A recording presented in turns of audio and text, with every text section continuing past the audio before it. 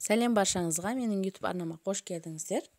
Сіздермен бүгін ішек қарнынан жасалатын горячий салаттың рецептісімен бөлісетін боламын.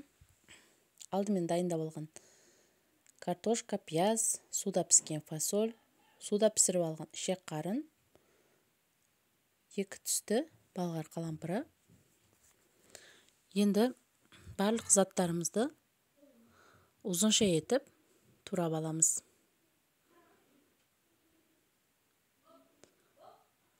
Арасында әдемі түсті болып көрініп тұрсын деп қызыл түс пен сары түсті балғар қалампырын қостым.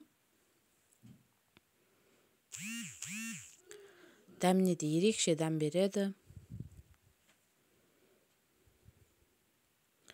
Осылай ұзынша етіп турап аламыз.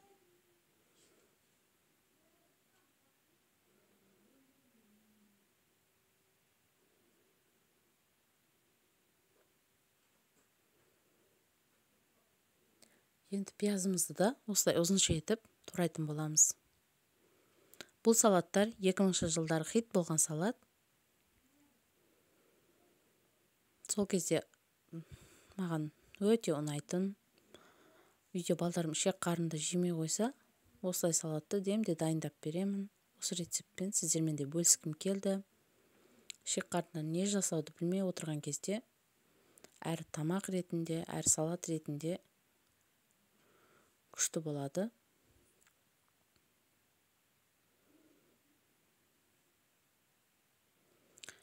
Пиязымызды да турап болдық. Енді картошкамызды да ұзынша етіп турап аламыз.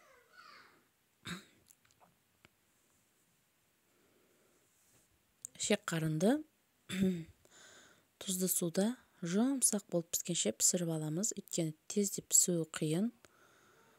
Тұзды суда жақсылап пісіріп алғаннан кейін қуыруға болады.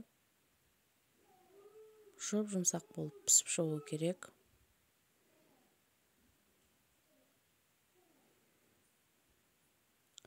Қызыл лобиямызды да 1 сағаттан артық суда пісіріп алуымыз керек. Әйтпесе қатты болады, ол да пісуі қиын.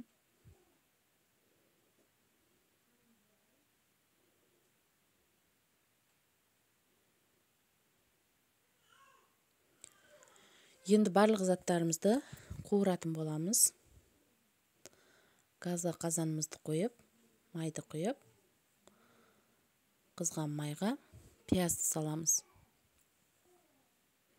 Пиязды жақсылап әбден қуырып аламыз.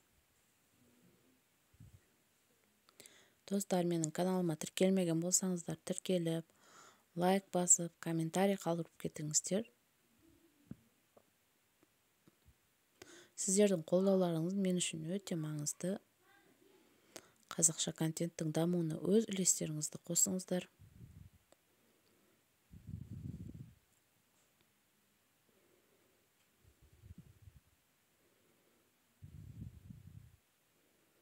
Мені қолдап жатқан жандар, сіздерге алғысым шексіз. Пиязымызды әбден қуырып алдық. Енді картошкамызды да қуырамыз.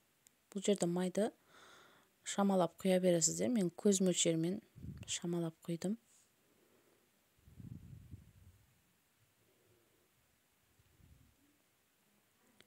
Қажетті керекті заттардың барлығын описание бөлімінде қалдырып кетемін. Сол жерден көріп, жасайтын кезде описание бөлімінен қарап жасай берсеңіздер болады.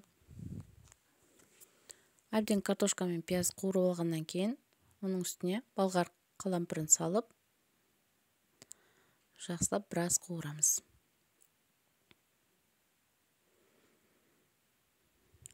Біраз қуырылып алды. Енді оның үстіне дайындап турап алған ішек қарынды салып, жақсылап араластырып,